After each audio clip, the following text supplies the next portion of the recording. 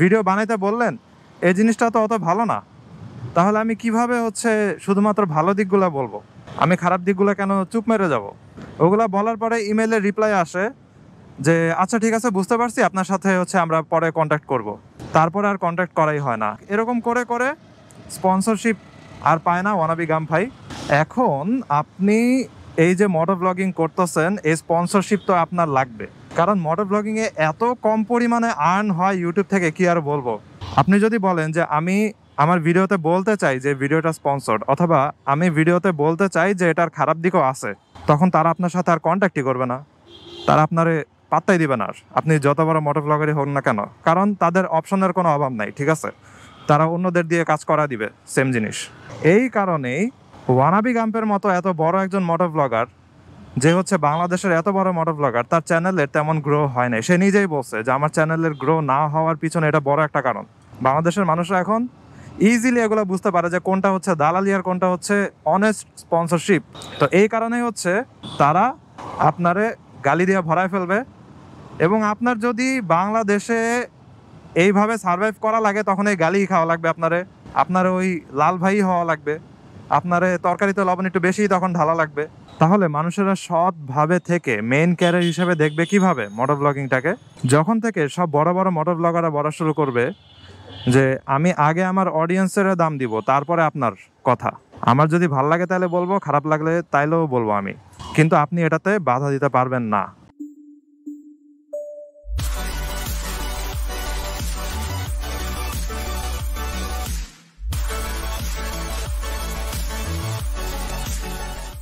এই what is going on? এখন বাজে 11:15 মতো, আর আমি এখন যাইতেছি হাতিঝিলের দিকে। গোপ্রোর ব্যাটারিতে মাত্র 40% মতো চার্জ আছে।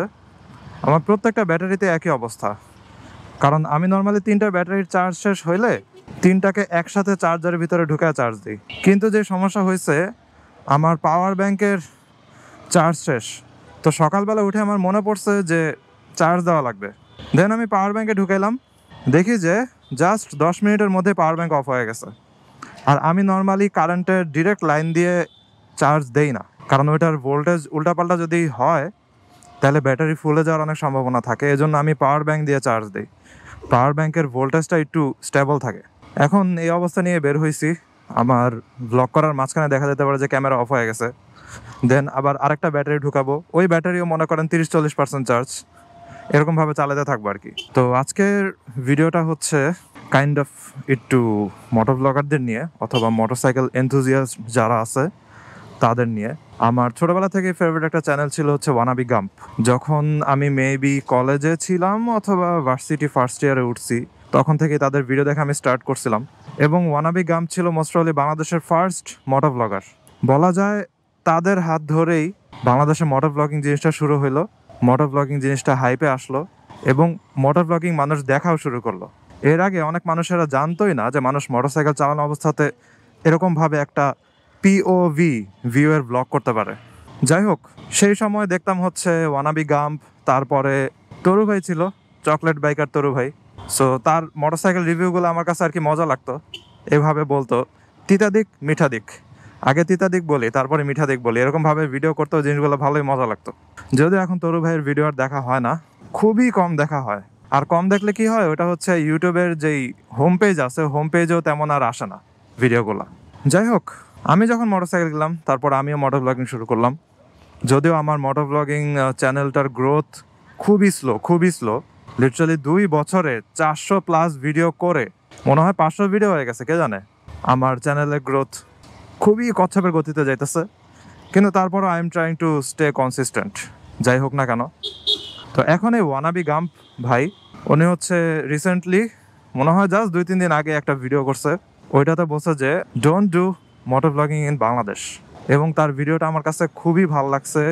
একদম অনেস্ট ভিডিও একটা মনে হয়েছে আমার কাছে। বাসের দৌড়ানি খাইতে খাইতে যাইতেছি আমি, ওই যে আয়নায় দেখা যায় বাস। যাক, আমি ডানে চলে আসছি, বাস বামে চলে গেছে। এই যে এইটার দৌড়ানি খাই আসছি আমি এতক্ষণ। এখন ওয়ানাবি গাম্প ভাই বাংলাদেশের মোটর ব্লগিং এর একটা হার্শ রিয়ালিটি বলছে। বাংলাদেশে শুধুমাত্র মোটর ব্লগিং না, আপনি যদি ফুড ব্লগিংও করতে যান, আপনার সেম জিনিস হবে। আপনি যদি কোনো স্পন্সর নিতে চান, এই স্পন্সর আপনাদেরকে কন্ডিশন লাগা দিবে যে আপনাকে এটা নিয়ে কোনো খারাপ কথা বলা যাবে না। খারাপ দিক যদি আপনি পানও, আপনি মুখ চুপ হয়ে যাবেন।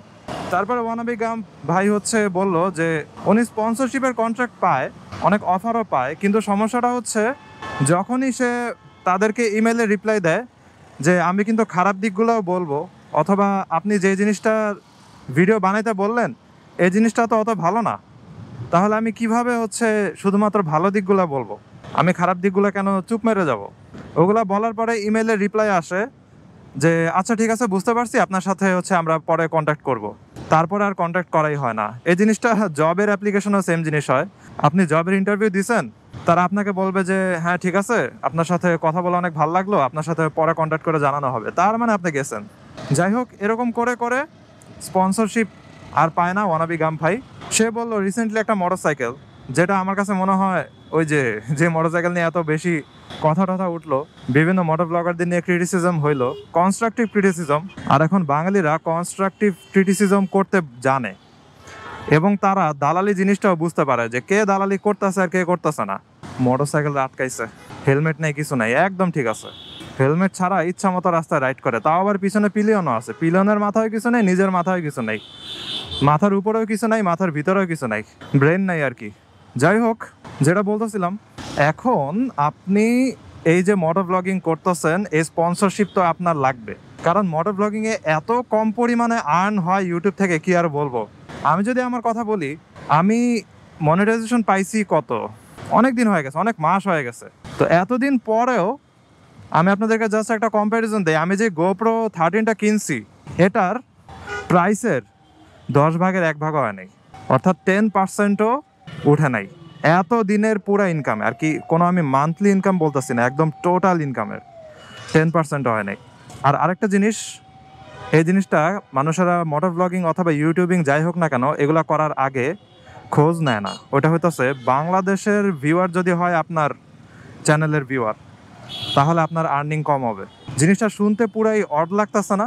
আপনি গুগলে সার্চ করতে পারেন, এটারে কি জানি বলে, সিপিএম মনে হয় আর কি, ক্লিক করলে অথবা ইমপ্রেশন করলে যে পরিমাণে আর্নিং হয়। তো ওইটা দেখবেন যে কোনো ইউএসের সিটিজেন যদি আপনার ভিডিওতে ক্লিক করে তাহলে কেমন আর্নিং হবে, আর কোনো বাংলাদেশের সিটিজেন আপনার ভিডিওতে ক্লিক করলে কেমন আর্নিং হবে। এখন যেহেতু আমি বাংলা ভাষায় মোটর ব্লগিং করতেছি, তাই আমার অডিয়েন্সরা কী হবে, বাঙালি অথবা হচ্ছে ইন্ডিয়ান, অথবা যে বাংলাদেশের প্রবাসীরা হচ্ছে বাইরে থাকে তারা।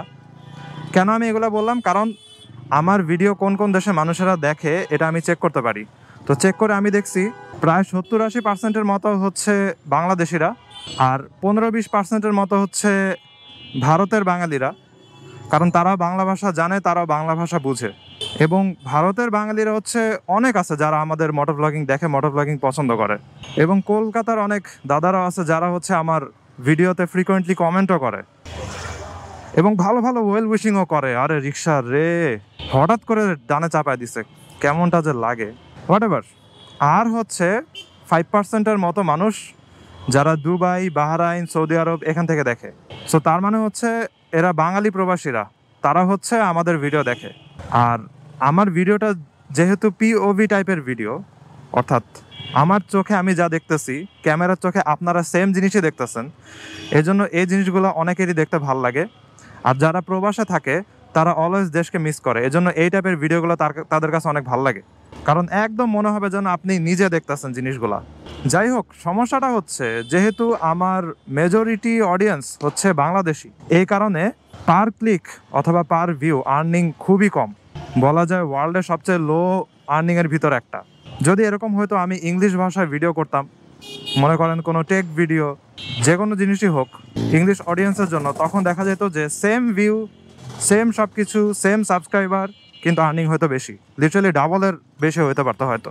এবার আপনারা হয়তো বুঝতে পারবেন, ওই যে নাদির অন দ্য গো একটা চ্যানেল আছে না, অ্যাডভেঞ্চার ব্লগার, তার দেখবেন একটা চ্যানেল বাংলা করা আর একটা চ্যানেল ইংলিশ করা, ফর দ্য সেম রিজন। যে চ্যানেলটা বাংলা করা, ওইখানে মনে করেন মেজরিটি অডিয়েন্স হচ্ছে বাংলাদেশি, সো তাদের ক্লিক অথবা ইমপ্রেশনের আর্নিং হচ্ছে লো। আর যেটা মনে করেন ইংলিশ করা, ওইখানের অডিয়েন্সরা হচ্ছে বিদেশি, তারাও মনে করেন ওই দেশে ট্রাভেল করতে চায় অথবা ওই জায়গাটা সম্পর্কে জানতে চায়, সো তারাও তার ভিডিও দেখলো, কিন্তু আর্নিং হবে বেশি। তো এই কারণেই আমরা যারা মোটর ব্লগিং করি বাংলা ভাষায়, অথবা আপনারা যারা করার ইচ্ছা পোষণ করতেছেন, তাদেরকে আগে থেকে বলে রাখি, আর্নিং এত কম হবে যে আপনারা পুরা ডিমোটিভেটেড করে দিবে আর কি। সো এখন তাহলে কিসের দরকার? স্পন্সর। কারণ স্পন্সর ছাড়া আপনি লিটারালি ফুয়েলের টাকাই করতে পারবেন না, এরকম অবস্থা। যদি না আপনি বিশাল বড় মোটর ব্লগার হন এবং আপনার ভিডিওতে মনে করেন ডেইলি 100K এর মতো ভিউ এরকম আসে, অথবা আরও বেশি আসে। সো ওই সময় কি হয়? স্পন্সরের দরকার হয়। এবং স্পন্সর কন্ট্রাক্ট বাইরের দেশে যেরকম হয় যে আপনি ভালো খারাপ বলতে পারবেন, সমস্যা নাই, এরকমও কিছু কন্ট্রাক্ট থাকে। কিছু কন্ট্রাক্ট থাকে যে আপনি ভালোগুলোই বললেন, কিন্তু আপনার এই সুযোগটা দেওয়া হলো যে আপনি ভিডিও শুরুতে বলে দিতে পারবেন যে এই ভিডিওটা এটা দ্বারা হচ্ছে স্পন্সর, এরকম।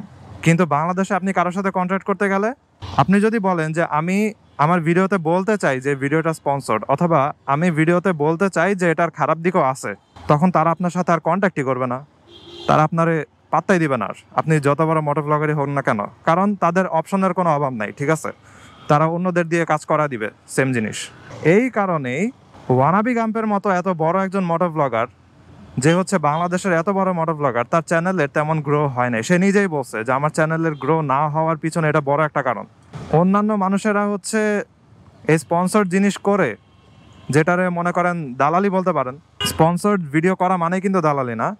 আপনি স্পন্সর্ড ভিডিও করতেছেন কিন্তু খারাপ দিক বলবেন না, অথবা মানুষদেরকে এমনভাবে বুঝাইতেছেন, আমি আগের ভিডিওতে যেটা বলছি, যে আপনার নিজের ছোট ভাই, ওরা আপনি বলতেছেন এই তুই তো আমার কথা বিশ্বাস করস, আমারে শুনোস, তাহলে আমি তোরা বললাম এই জিনিসটা কিন, তো এটারে বলা হচ্ছে দালালি।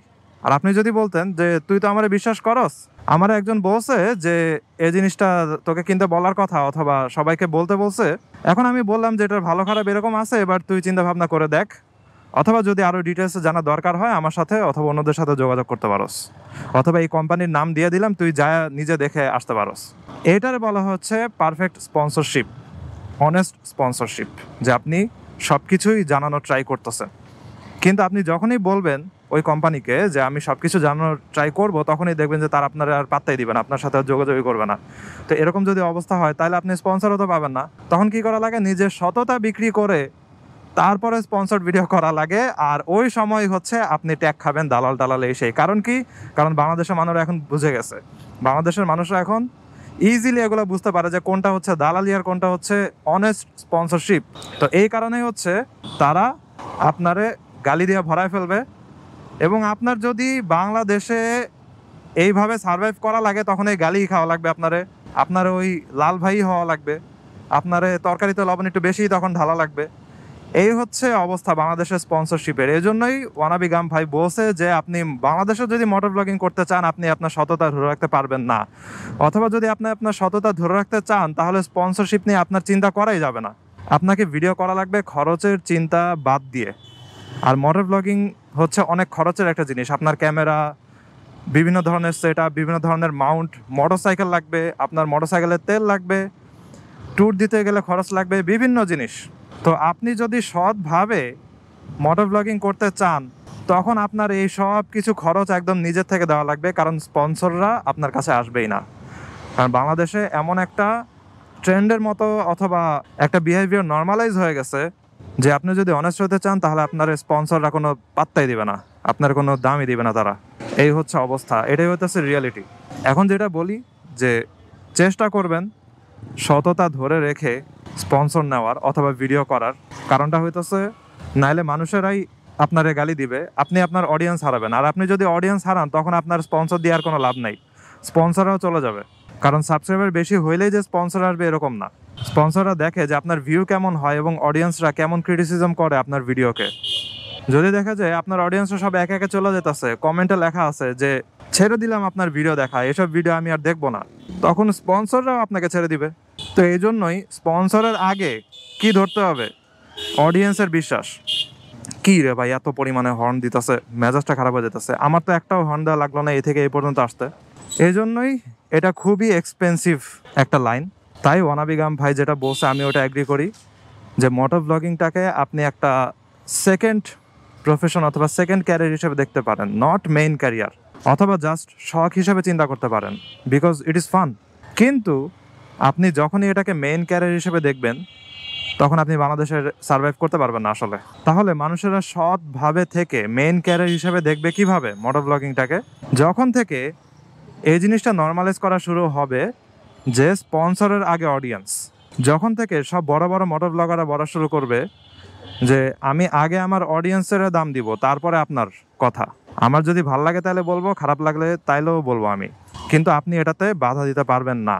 আর বাংলাদেশের ব্র্যান্ডগুলো হচ্ছে বিশাল বড় বড় এবং বিদেশ থেকে আসা ব্র্যান্ড। কনস্ট্রাকটিভ ক্রিটিসিজম অথবা ডিস্ট্রাকটিভ ক্রিটিসিজম যেটাই হোক না কেন, এই ব্র্যান্ডগুলোর কিছু হবে না। সেল যেগুলার হয় ওগুলার হবেই। তাহলে কেন এই ব্র্যান্ডগুলো এরকম করে আমি জানি না। যাই হোক, আজকে ভিডিও এখানে শেষ করে। I hope you guys like this video, and for watching for the first time you can kindly subscribe. তো সি ইউ নেক্সট ওয়ান। সবাই ভালো থাকেন, সাবধানে রাইড করেন, টাটা।